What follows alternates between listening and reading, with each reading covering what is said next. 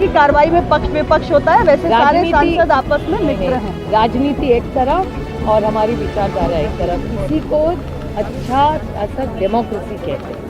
17वीं लोकसभा का आप दोनों का अनुभव कैसा रहा? बहुत अच्छा रहा, शानदार। शानदार। जितने राष्ट्रवादी, सैद्धांतिक और धार्मिक मुद्दे देश के प्रिय थे, उनका सब का निदान देश के प्रधानमंत्री ने निकाल दिया।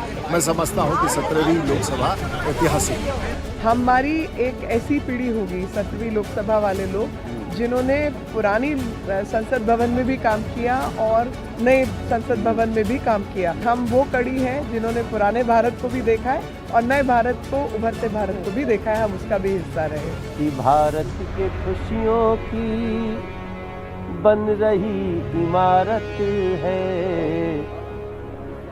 और तीसरी बार फिर से हमको मोदी की जरूरत है। मुझे लगता है जो प्रधानमंत्री ने कहा कि रिफॉर्म, परफॉर्म एंड ट्रांसफॉर्म, तो ये 17वीं लोकसभा इसलिए याद किया जाएगा। Reform, perform. मुझे लगता है कई मायनों में एक यादगार सफ़र रहा है और आने वाले दिनों में पुनः उन यादों को ताज़ा करने के लिए 3 महीने के बाद पुनः वापस आए, ये जनता से आशीर्वाद भी चाहे। जहाँ पे कृपा राम के हुई तापे कृपा करही सब, जिन पर राम की कृपा होगी उस पर सबकी कृपा होती है।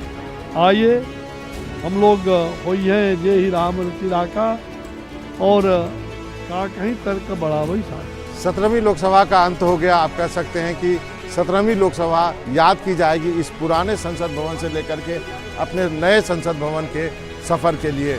सांसद भी थोड़े भावुक, थोड़े मायूस और थोड़े चिंतित दिखे। चिंतित इसलिए दिखे कि उनकी हालत भी उस बच्चे की तरह थी जिसका 3 महीने के बाद बोर्ड एग्ज़ाम होना है।